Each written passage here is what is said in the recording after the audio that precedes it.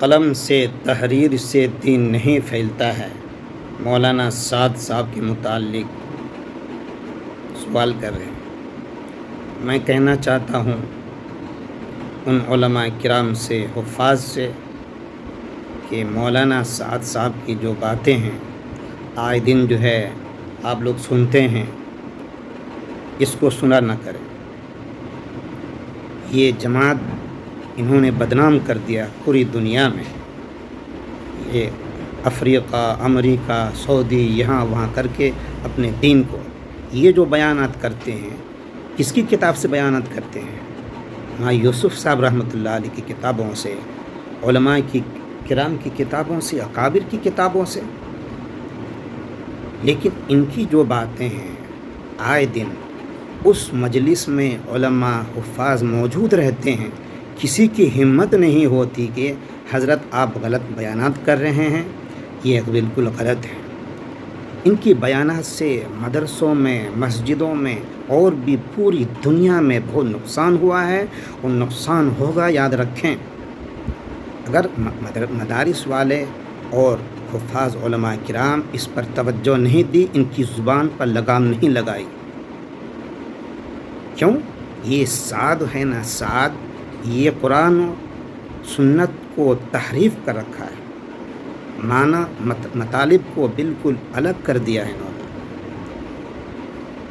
جس کے اندر دنیا آ جاتی ہے، پیسے آ جاتے ہیں، ان کو یہ صحیح بات جو ہے نظر نہیں آتی ہے۔ آپ جس مدرسے میں پڑھ کے نکلتے ہیں اور دارالعلوم دیوبند میں ایسے اکابر اسلاف کے، اس کو آپ بدنام کر رہے ہیں۔ اور جتنے بھی حفاظ علماء دنیا میں پھیلے ہوئے ہیں، کیا ان کی آنکھوں میں یہ باتیں نہیں آ رہی ہیں، نظروں میں نہیں آ رہی ہے، کانوں میں سنائی نہیں دے رہی ہے کہ ان کی جو ہے یہ بیانات آئے دن ہیں؟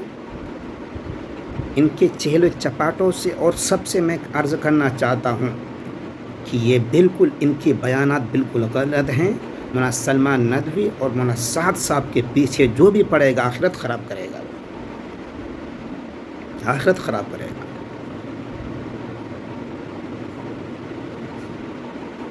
انہوں نے بالکل مسجدوں میں اماموں کے پیچھے اور مدرسوں میں اماموں کے پیچھے بالکل لوگ کس انداز سے پیش آ رہے ہیں۔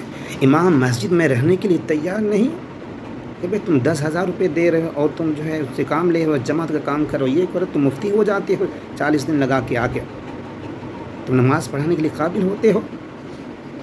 مفتی سعید صاحب پالنپوری رحمۃ اللہ علیہ آج نہیں 20 سال پہلے 2004 میں مظاہر سہارنپور میں عرض کر رہے تھے کہ یہ جو جماعت تبلیغ ہے 2004 میں اس سال دورے میں تھا، یہ جماعت تبلیغ ہے، یہ ایسا بن کر آئے گا جو بگاڑ پیدا ہوگا۔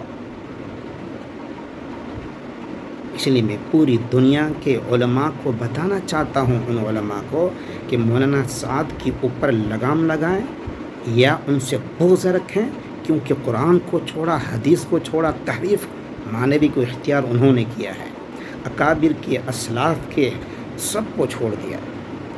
کیوں؟ وہ تو مزے سے گھوم رہے ہیں، اور امام، مدارس، لوگ یہ جو ہے مطلب پریشان ہیں۔ ساتھ